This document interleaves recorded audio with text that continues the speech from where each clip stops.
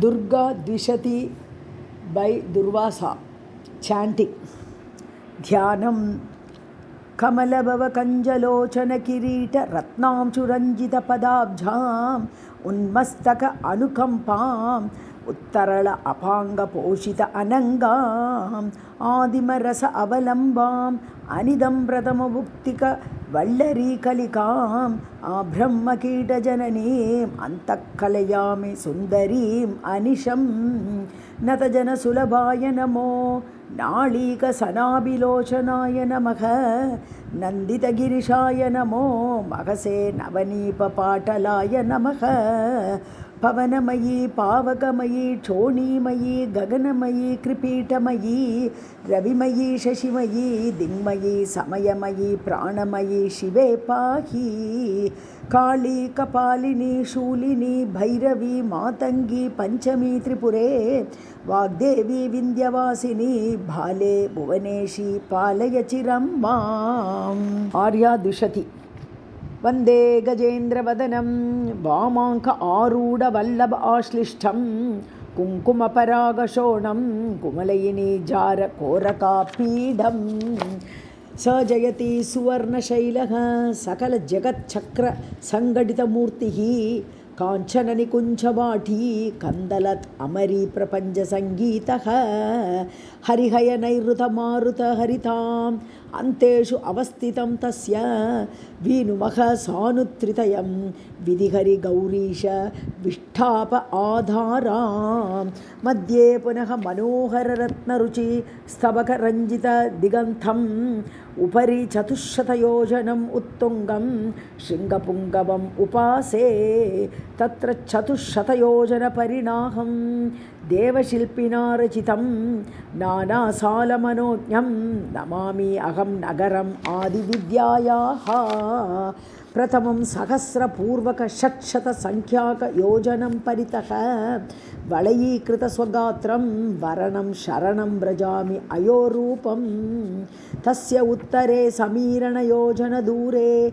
Tarangita Chayaka Gatayatu Mudam Ditiyaka Gantaswana Sara Nirmita Salaha Ubayoho Antarasimani Uddhama Brahmara Ranjita Udaram Upavanam Upasmakevayam Uri Krita Mandamarutasyantam Alingya Badrakali Asinaha Tatra Harishila Shyamam Manasi Mahakalaha Me Viharatu Madhupana Vibrama Netraha Tharti Yakaha Varanaha Tasya Uttarasini Vata Yojanataha Tamrena Rachita Murtihi Tanutad Achandratarakam Badram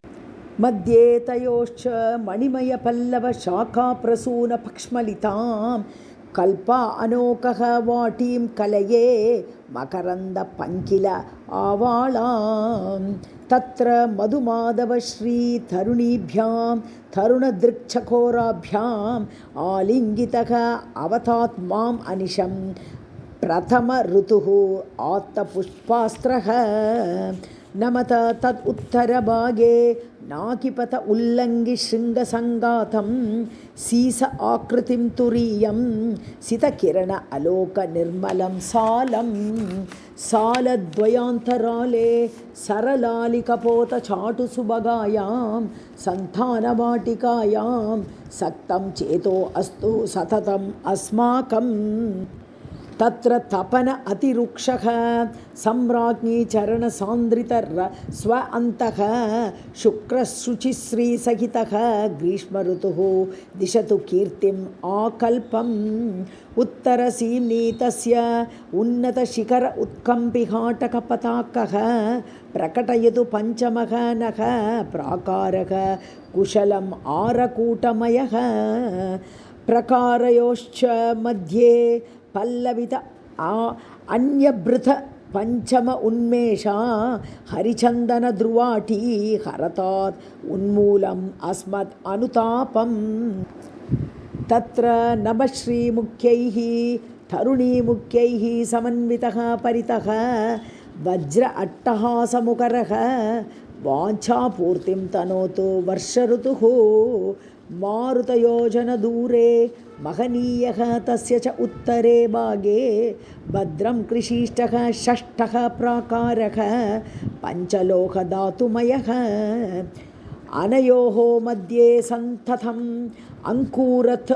दिव्यकुसुमगन्धायां मन्दारवाटिकायां मानसम् अङ्गीकरोतु मे विहृतिम् तस्याम् इष ऊर्जलक्ष्मी तरुणीभ्यां शरदृतुसहितः अभ्यर्चयन् स जीयात् अम्बाम् आमोदमेदुरैः कुसुमैः तस्य ऋषिसङ्ख्ययोजनदूरे देदीभ्यमानशृङ्गओगः कलदौतकलितमूर्तिः कल्याणं दिशतु सप्तमत्सालः मध्ये तयोः मरुत्पतलङ्गितविटप अग्र विरुध कलकण्ठा श्रीपारिजातवाटी श्रियम् अनिशं दिशतु शीतल उद्देशा तस्याम् अतिप्रियाभ्यां सहकेलन सह्यलक्ष्मीभ्यां सामन्तः जशकेतोः हेमन्तः भवतु हेमवृद्ध्यै नः उत्तरतस्तस्य महान् उद्भट कुतबुक्शिखा अरुणमयूकः तपनीयखण्डरचितः तनुताद् आयुष्यम् अष्टमः वर्णः कादम्बविपिनवाटीम् अनयोः मध्यभुवि कल्पित आवासां कलयामि सूनकोरककन्दलित आमोदतुन्दिलसमीरां तस्याम् अतिशिशिर आकृतिः आसीनः तपस्य लक्ष्मीभ्यां शिवम् अनिशं कुरुतात्मे शिशिरऋतुः सततशीतलदिगन्तः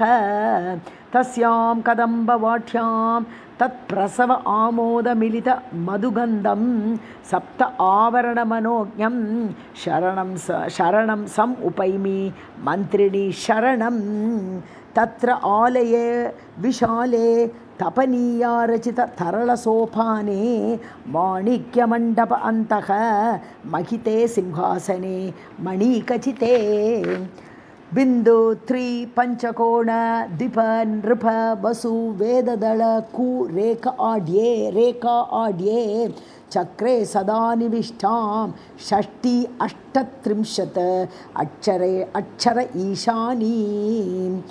तापिञ्जमेचकाबां ताळीदलघटित कर्णताटङ्कां ताम्बूलपूरितमुखीं ताम्र अदरबिम्बदृष्टदरहासां कुङ्कुमपङ्किलदेहां कुवलय जीवातुशावकवतंसां कोकनदशोणचरणां कोकिलनिक्वाणकोमल आलापां वामाङ्गगलितचूलीं वनमाल्यकदम्बमालिकाभरणां मुक्ताललन्तिकाञ्चेत् मुग्ध अलिकमिलित चित्रक उदारां करविधृतकीरशावक कलनिनद व्यक्तनिखिल निगम अर्थां वामकुचसङ्गि वीणावादनसौख्या अर्धमीलित अक्षियुगाम् आपाटल अंशुकधराम् आदिरस उन्मेषवासितकटाक्षाम् आम्नायसारगुलिकाम् आद्यां सङ्गीतमातृकां वन्दे तस्य च सुवर्णसालस्य उत्तरतः तरुणकुङ्कुमच्छायः शमयतु मम सन्तापं सालः नवमः स पुष्परागमयः अनयोः अन्तरवसुधाः प्रणुमः प्रत्यग्रपुष्परागमयी सिंहासनेश्वरीम् अनुचिन्तन निस्तन्द्र सिद्धनीरन्द्राः तत्साल उत्तरदेशे तरुणजपा किरणधोरणी शोणः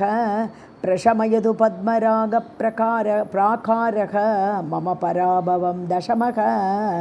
अन्तरभूः कृतवासान् अनयोः अपनीतचित्तवैमथ्यान् चक्रेशीपदभक्तान् चारणवर्गान् अहर्निशं कलये सारङ्गवाहयोजनदूरे असङ्घटितकेतनः तस्य गोमेदकेन रचितः गोपायतु मां समुन्नतः सालः वप्रद्वयान्तर उर्व्यां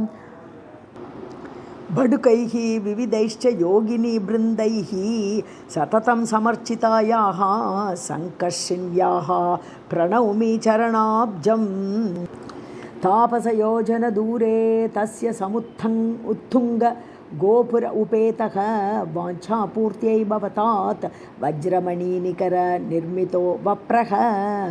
वर्णद्वितीयान्तरतः वासजुषः विहितमधुरसास्वादाः रम्भादिविबुधवेश्याः रचयन्तु महान्तम् अस्मत् आनन्दम् तत्र सदा प्रवहन्ति तटिनी वज्र अभिदा चिरं जीयात् चटुल ऊर्मिजाल नृत्यत् कलहंसीकुल कलक्वणितपुष्टा रोदसी तस्या रुचिरे वज्रेशी जयति वज्रभूषाढ्या वज्रप्रदानतोषित वज्रिमुख त्रिदशविनुतचारित्रा तस्य उदीच्यां हरितिस्तवकित सुषमा अवलीड वियत् अन्तः वैडूर्यरत्नरचितः वैमल्यं दिशतु चेतसः वर्णः अधिमध्यं एतयोः पुनः अम्बाचरण अवलम्बित स्व अन्तं कार्कोटकादिनागान् कलयामः किञ्च बलिमुखान् धनुजान् गन्धवः संख्ययोजनदूरे गगन ऊर्ध्वज अङ्ग्रिकः तस्य वासवमणिप्रणीतः वर्णः वर्धयतु वैदुषीं विशदां मध्यक्षोण्याम् अनयोः महेन्द्रनीलात्मिकानि च सरांसि शात उदरी सहायान् भूपालानपि पुनः पुनः प्रणुमः आशुगयोजनदूरे तस्य ऊर्ध्वं कान्तिधवलितदिगन्तः मुक्ताविरचितगात्रः मुहुः अस्माकं मुदे भवतु वप्रः आवृत्योः अधिमध्यं पूर्वस्यां दिशि पुरन्दर श्रीमान् अभ्रमुबिटादिरूढः विभ्रमम् अस्माकम् अनिशमातनुतात् तत्कोणे व्यजनसृक् तोमरपात्रस्रुव अन्नशक्तिधरः स्वाहा स्वदा समेतः सुखयतु मां हव्यवाहनः सुचिरं दक्षिणदिगन्तराले दण्डधरः नीलनीरदच्छायः त्रिपुरापदाब्जभक्तः तेरयतु मम निखिलम् अंहसं निकरं तस्य एव पश्चिमायां दिशि दलित इन्दीवरप्रभाश्यामः केट असि यष्टिदारी केदान् अपनयतु यातु दानो मे तस्या उत्तरदेशे धवल अङ्गः विपुलजशवर आरूढः पाश आयुध आत्तपाणिः पाशी विदलयतु पाशजालानि वन्दे तदुत्तरहरित्कोणे वायुं चमरूवरवाहं कोरकिततत्त्वबोधान् कोरक्षप्रमुखयोगिनो अपि मुहुः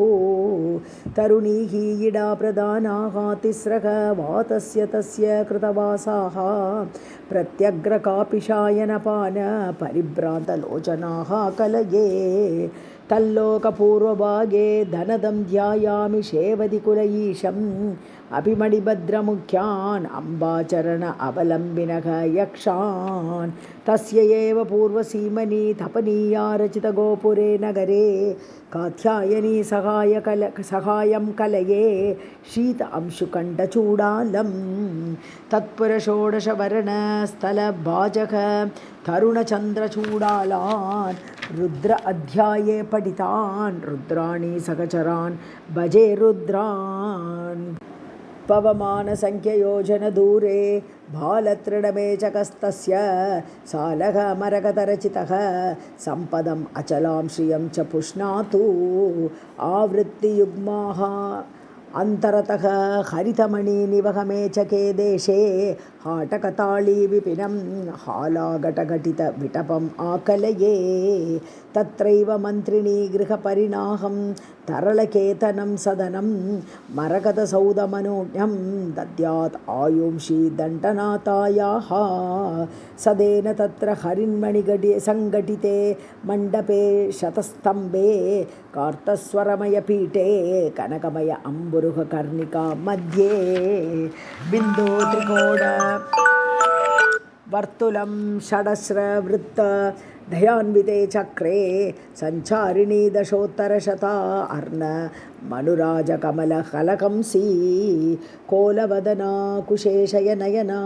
कोक अरिमण्डितशिखण्डा सन्तप्तकाञ्चन आबा सन्ध्यारुणचेलसंवृत निदम्बा हल मुसल शङ्ख चक्र अङ्कुश पाश अभय वर स्फुरितहस्ता कूलङ्कष अनुकम्पा कुङ्कुमजम्बालितस्तन स्तनाभोगा दूर्थानाम् अतिदूरा वार्ता अशेष अवलग्नकमनीया अर्थ आळी शुभदात्री वार्ताळी भवतु वाञ्छित अर्थाय तस्याः परितः देवीः स्वप्नेशी उन्मत्तभैरवी मुख्याः प्रणमत जम्बिनी आद्याः भैरववर्गांश्च हेतुकप्रमुखान् पूर्वोक्तसङ्ख्ययोजनदूरे पूषांशुपाटलः तस्य विद्रावयतो मद आर्तिं विद्रुमसालः विशङ्कटद्वारः आवरणयोः अहर्निशम् अन्तरभूमौ प्रकाशशालिन्याम् आसीनम् अम्बुजासनम् अभिनवसिन्दूरगौरम् अहं ईडे वर्णस्य तस्य मारुतयोजनतः विपुलगोपुरद्वारः सालः नानारत्नैः सङ्घटित अङ्गः कृषिष्ट मद अभीष्टम् अन्तरकक्ष्यामनयोः अविरलशोभापि चण्डिल उद्देशां माणिक्यमण्डप आख्यां महतीम् अधिहृदयम् अनिशम् आकलये तत्र स्थितं प्रसन्नं तरुणतमालप्रवालकिरण आभं कर्ण अवलम्बिकुण्डल कन्दलित अभीषु कवचित कपोलं शोण अधरं शुचिस्मितं येणाङ्कवदनं येदमानकृपं मुग्धयेण मदविशेषक मुद्रित निटिल इन्दुरेखिका रुचिरं नाळीकदलसहोदरनयन अंचघटित मनसिज आकूतं कमलाकठिनपयोदर कस्तूरी गुसृण पङ्किल उरस्कं चाम्पेयगन्धिकैशेयं शम्पास ब्रह्मचारि कौशेयं श्रीवत्सकौस्तुभधरं श्रितजनरक्षाधुरेण चरणाब्जं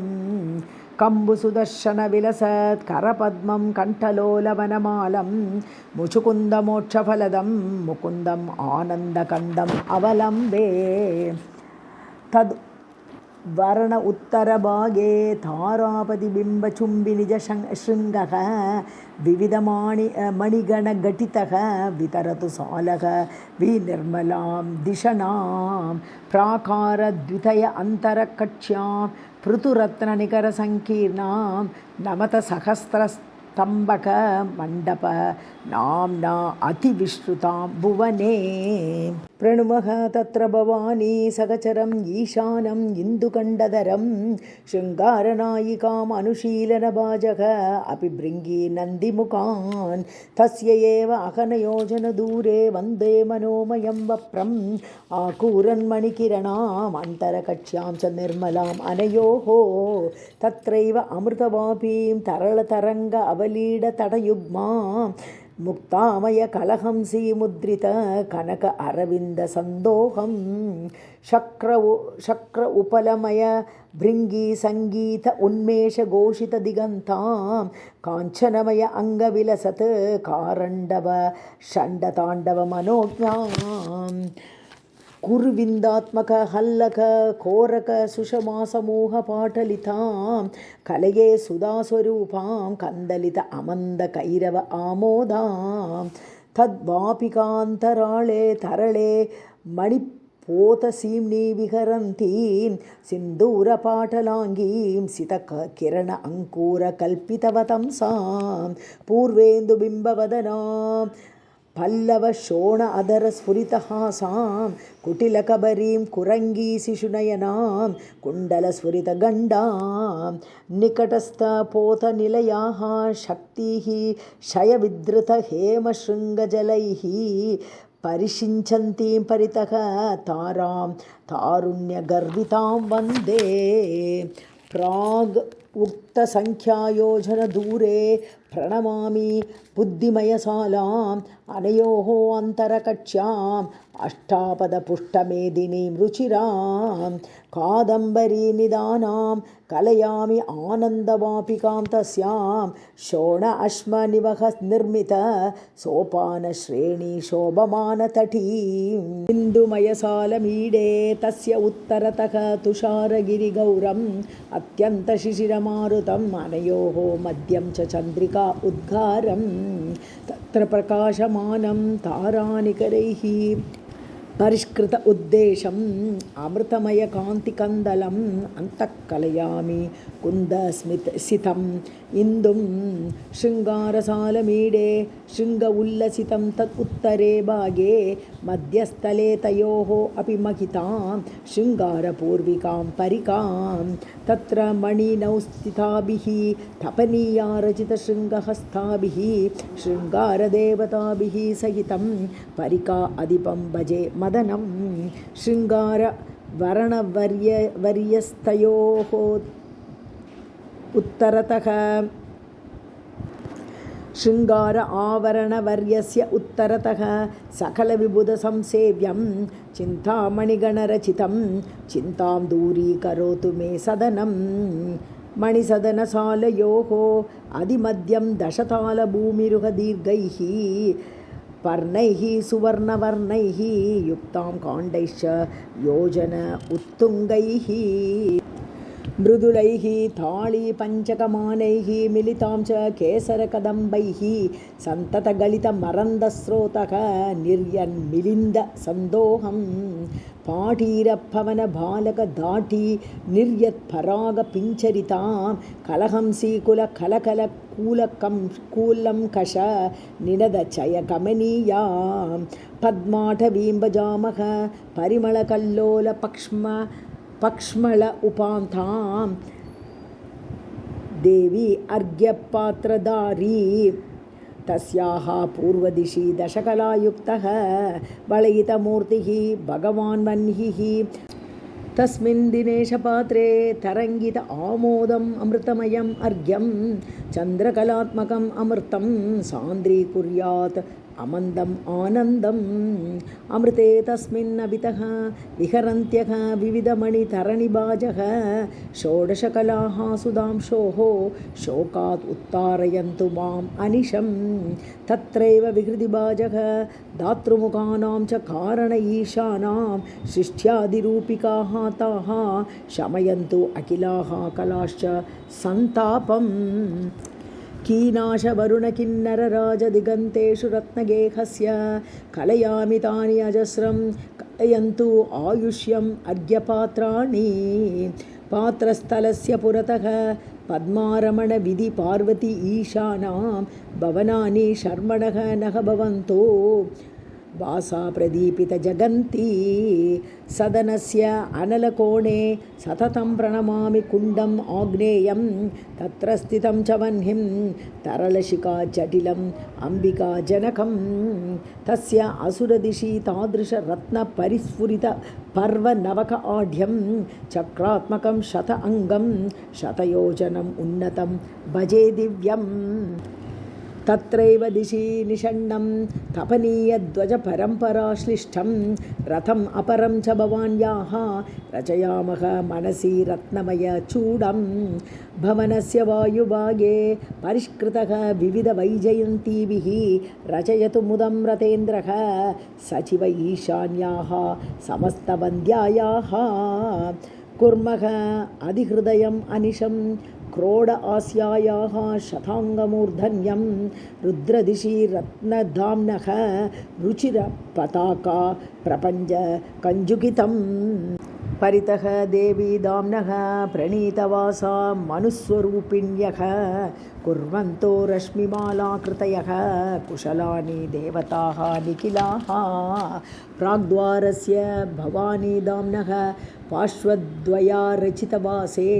मातङ्गी किटीमुख्यौ मणिसदने मनसि भावयामि चिरं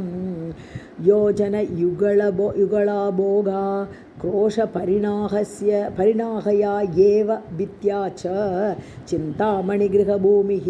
जीयात् आम्नायमय चतुर्द्वारा द्वारे द्वारे दाम्नः पिण्डीभूताः नवीनबिम्बाभाः विदधतु विपुलः कीर्तिं दिव्या लौहित्यसिद्धयो देव्यः मणिसदनस्य अन्तरतः महनीये रत्नवेदिका मध्ये बिन्दुमयचक्रमीडे पीठानामुपरि विरचित आवासं चक्राणां सकलानां प्रथमम् अधस्सीमफलकवास्तव्याः अणिमादिसिद्धयः माम् अवन्तु देवी प्रभास्वरूपिण्यः अणिमादिसिद्धफलकस्य उपरि हरिणाङ्कखण्डकृतचूडाः भद्रं पश्मलयन्तु ब्राह्मी प्रमुखाः च मातरः अस्माकं तस्य उपरि मणिफलके तारुण्य उत्तुङ्गपीनकुचभाराः शंक्षोभिनी प्रदानाः भ्रान्तिं विद्रावयन्तु दशमुद्राः फलकत्रयस्वरूपे पृथुले त्रैलोक्यमोहने चक्रे दिव्यन्तो प्रकटाख्याः तासां कर्त्री च भगवती त्रिपुरा तदुपरि विमले दिश्ये तरलदृशः तरुणकोकनदभासः कामाकर्षिण्याद्याः कलये देवीः कलादरशिखण्डाः सर्वाशा परिपूरकचक्र अस्मिन् गुप्तयोगिनी सेव्या त्रिपुरेशी मम दुरितं तुद्यात् कण्ठ अवलम्बी मणिहारा तस्य उपरि मणिपीठे ताम्र अम्बोरुहदलप्रभाशोणाः ध्यायामि अनङ्गकुसुमा प्रमुखाः देवीश्च विधृत कूर्पासाः संक्षोभकारके अस्मिंश्चक्रे श्री त्रिपुरसुन्दरी साक्षात् गोत्री गुप्ततराख्या गोपायतु मां कृपा आर्द्रया दृष्ट्या संक्षोभिनी प्रदानाः शक्तिः तस्य ऊर्ध्वं वलयकृतवासाः आलोलनीलवेणीः अन्तःकलयामि यौवनोत्तमाः सौभाग्यदायके अस्मिन् चक्रेशी त्रिपुरवासिनी जीयात् शक्तिश्च सम्प्रदाया अभिधाः समस्ताः प्रमोदयन्तो अनिशं मणिपीठ उपरितासां महती चतुर्हस्तविस्तृते वलये सन्ततविरचितवासाः शक्तिः कलयामि सर्वसिद्धिमुखाः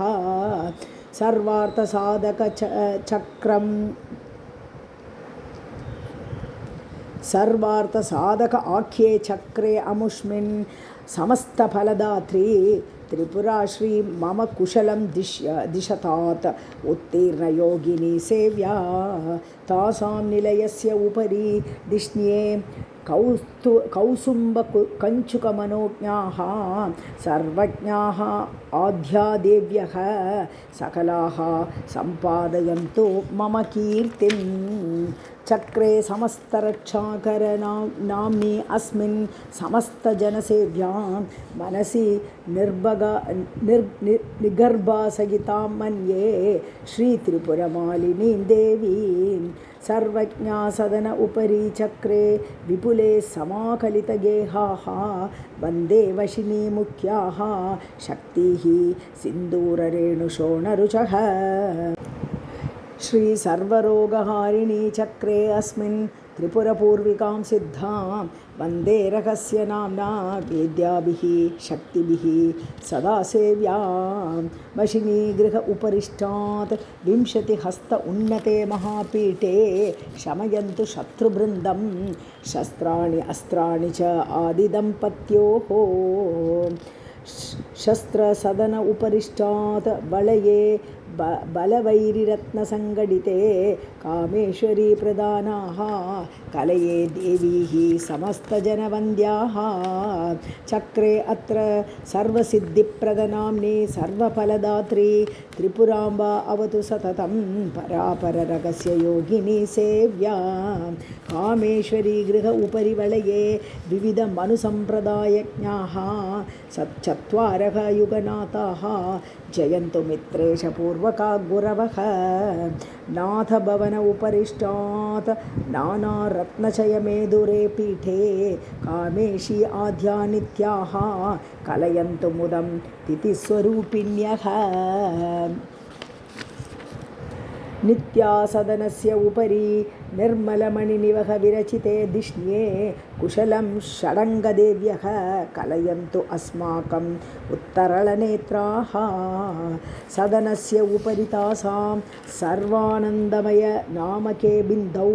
पञ्चब्रह्म आकारं मञ्चं प्रणमामि मणिगणकीर्णम् परितः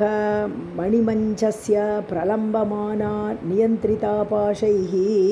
मायामयी यवनिका मम दुरितं हरतु मे च कच्छाया मञ्चस्य उपरि लम्बन् मल्ली पुन्नागमालिकाभरितं हरिगोपमयविधानं हरतात् आलस्यम् अनिशम् अस्माकम् पर्यङ्कस्य भजामः पादान् बिम्ब अम्बुद इन्दुहेमरुचः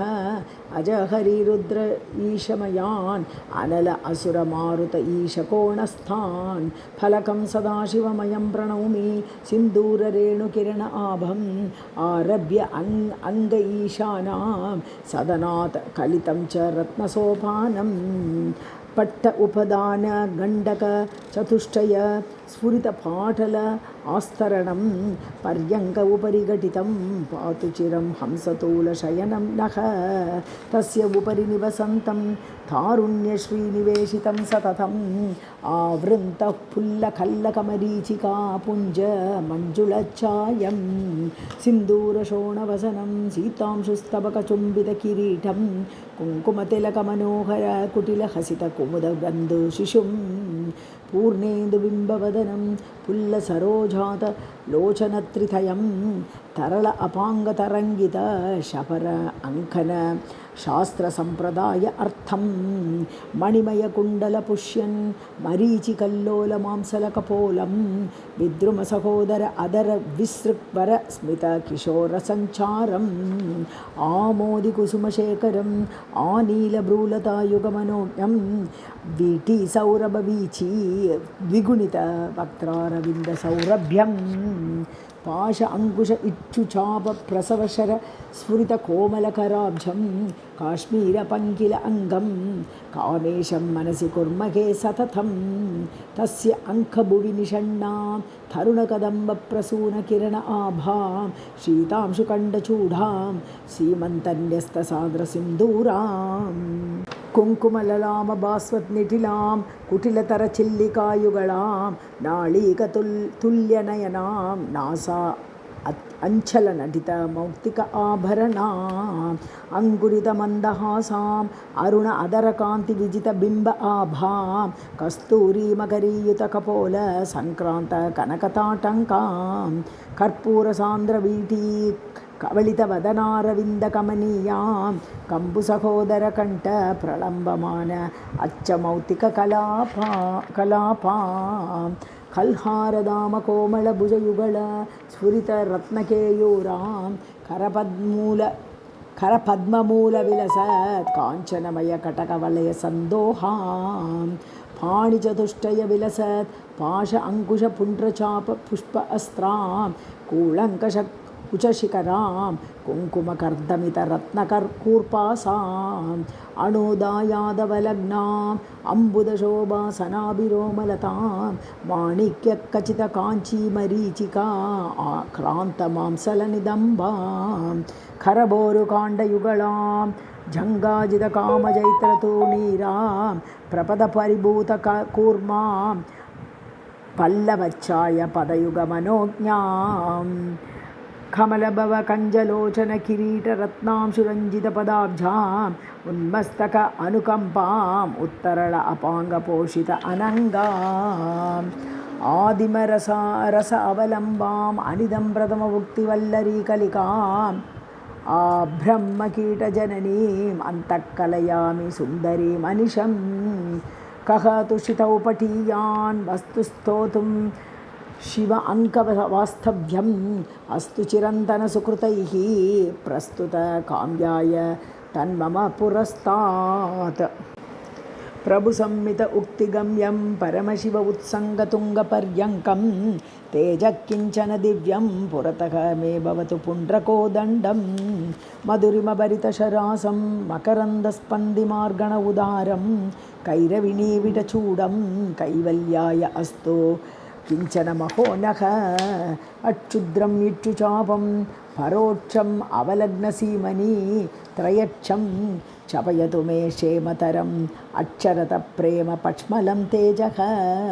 भृङ्गरुचिसङ्गरकर अपाङ्गं शृङ्गारतुङ्गम् अरुण अङ्गं मङ्गलम् अभङ्गुरं मे घटयतु गङ्गाधर अङ्गसङ्गी महः प्रपदजितकूर्मम् ऊर्मिळकरुणं भर्मरुचिनिर्मथनदेहं श्रितवर्म मर्मशम्भोः किञ्चन नर्म मम शर्म निर्मातु कालकुरल आळी कालिमकन्दल विजित अळी विधृतमणिमाली मिलतु हृदि पुलिनजगनं बहुलितगलगरळकेळी किमपि महः कुङ्कुमतिलकितपाला कुरुविन्दच्छाय पाटलदुकूला करुणापयोधिवेळा काचन चित्ते च कास्तु मे लीला पुष्पन्दय रुचिवेण्यः पुलिन आभोगत्रपाकरशोण्यः जीयासुः इच्छुपाण्यः काश्चन कामारिकेळिसाक्षिण्यः तपनीय अंशुकवांसी द्राक्षामाधुर्यनास्तिकवचांसी कतिजन शुचं महांसी क्षपयन्तु कपालितोषितमनांसी असितकचम् आयत अक्षं कुसुमशरं कूलमुद्वह कृपा आर्द्रम् आदिमरस अधिदैवतम् अन्तःकलये हर अङ्कवासी महः कर्ण उपाद तरंगित कटाक्ष निष्यन्ति कंठदग्न कृपां कामेश्वर अंकनिलयां कामपि विद्यां पुरातनीं कलये अरविंद कांति अरुंतुद विलोचन द्वंद्व सुंदर मुखेन्दुः चंदकंदल मंदिरम् अंतःपुरम् ऐन्दुशेखरं वंदे बिंबिनी कुरुंबडंबर विडंब कच्चा अयम् अंबरवलग्नं कंबुगलम् अंबुदकचं बिंबोकं किमपि चुंबतु मनो मे कमपि कमनीय रूपं कलयामि अन्तः कदम्ब कुसुम आढ्यं चंपकरुचि सुवेशैः संपादित कांति अलंकृत दिगंतं शंपारुचिबर गर्हा संपादक कांति कवचित दिगंतं सिद्धांतं निगमानां शुद्धांतं किमपि शूलिनः कलये उद्यद्दिनकर शोणान् उत्पलबन्धुस्तनन्दय आपीडान् करकलित पुण्ड्रचापान् कलये कामपि कवर्दिनः प्राणान् रशना अलसत् जगनया रसना जीवातु चापबासुरया ग्राण आयुष्करशरया ग्रातं चित्तं कयापि वासनया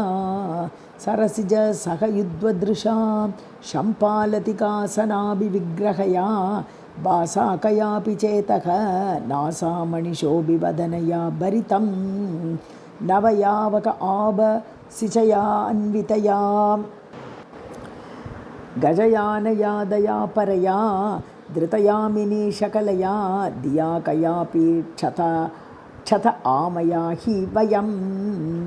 अलम् अकुसुमबाणैः अबिम्बशोणैः अपुण्ड्रकोदण्डैः अकुमुदबान्धवचूडैः अन्यैः इह जगति दैवतं मन्यैः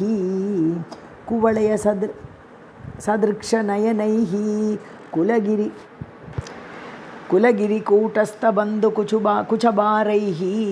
करुणास्पन्दिकटाक्षैः कवचित चित्तः अस्मि कतिपयैः कुतुकैः नतजनसुलभाय नमो नाळीकसनाभिलोचनाय नमः नन्दितगिरिशाय नमः महसे नवनीपपाटलाय नमः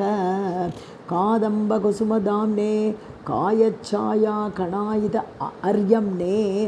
सीम्ने चिरन्तनगिरां भूम्ने कस्मैचित् आददे प्रणतिं कुटिलकबरीबरेभ्यः कुङ्कुमसब्रह्मचारिकिरणेभ्यः कूलङ्कषस्तनेभ्यः कुर्मः प्रणतिं कुलाद्रिकुतुकेभ्यः कोकनदशोणचरणात् कोमलकुरल आळीविजितशैवालात् उत्पलसगन्धिनयनात् उररीकुर्मः न देवताम् अन्याम् आपाटलधराणाम् आनीलस्निग्ध बर्बरकचानाम् आम्नाय जीवनानाम् आकूतानां हरस्य दासो अस्मि पुङ्कितविलासहास स्फुरितासु पुरहत अङ्कनिलयासु मग्ना मनोमदीयं कासु अपि कामारि जीवनाडीषु ललिता पातु शिरो मे ललाटम् अम्बा च मधुमतीरूपा भ्रूयुग्मं च भवानी पुष्पशरा पातु लोचनद्वन्द्वं पायात् नासाम्बाला सुभगा दन्तांश्च सुन्दरी जिह्वाम् अधरोष्ठम् आदिशक्तिः चक्रेशी पातु चिरं चुबुकम् कामेश्वरी च कर्णौ कामाक्षी पातु गण्डयोः युगलं शृङ्गारनायिका अव्यात्वदनं सिंहासनेश्वरी च गळम् स्कन्दप्रसूश्च पातु स्कन्दौ बाहू च पाटल अङ्गी मे पाणी च पद्मनिलया पायात् अनिशं नकावली विजया कोदण्डिनी च वक्षः कुक्षिं च अव्यात् कुलाचलतनूजा कल्याणी च वलग्नं कटिं च पायात् कलादरशिखण्डा ऊरुद्वयं च पायात् उमा मृडानी च जानुनी रक्षेत् जङ्गे च षोडशी मे पायात् पादौ च पाशश्रुणी हस्ता प्रातः पातु परामा मध्याह्ने पातु मणिगृह अधीशा शर्वाणी अवतु च सायं पायात् रात्रौ च भैरवी साक्षात् भार्यां रक्षतु गौरी पायात् पुत्रांश बिन्दुगृहपीठा श्रीविद्या च यशो मे शीलं च अव्यात् चिरं महाराज्ञी पवनमयी पावकमयी क्षोणिमयी गगनमयी कृपीठमयी रविमयी शशिमयी दिङ्मयी समयमयी प्राणमयी शिवे पाहि काली कपालिनी शूलिनी भैरवी मातंगी पंचमी त्रिपुरे वाग्देवी विंध्यवासिनी भुवनेशी पालय चिरं माम् अभिनव सिंदूर आभाम अम्ब त्वां चिन्तयन्ति ये हृदये उपरि निपतन्ति तेषाम् उत्पलनयना कटाक्षकल्लोलाः वर्ग अष्टकमिलिताभिः वशिनी मुख्याभिः आवृतं भवति चिन्तयतां सितवर्णां वाचो निर्यान्ति अयत्नतः वदनात् कनकशलका गौरी कर्णव्यालोलकुण्डलद्वितयां